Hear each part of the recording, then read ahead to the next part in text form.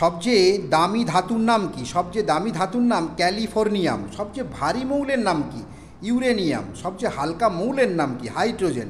সবচেয়ে ভারী অধাতুর নাম কি? অসমিয়াম। সবচেয়ে ভারী গ্যাসের নাম কি? সবচেয়ে ভারী গ্যাসের নাম রেডন।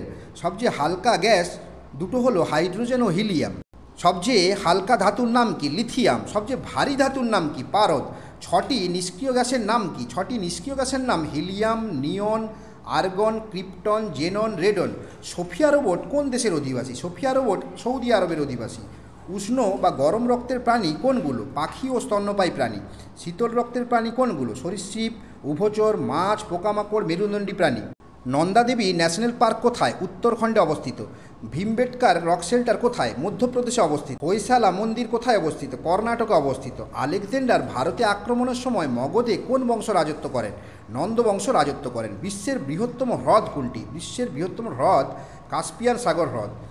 কাকোলা জলপ্রপাত কোথায়? কাকোলা জলপ্রপাত বিহারে অবস্থিত। বিশ্বের সবচেয়ে ঝাল লঙ্কার নাম কি? বিশ্বের সবচেয়ে ঝাল লঙ্কার নাম ক্যারোলাইনা রিপার।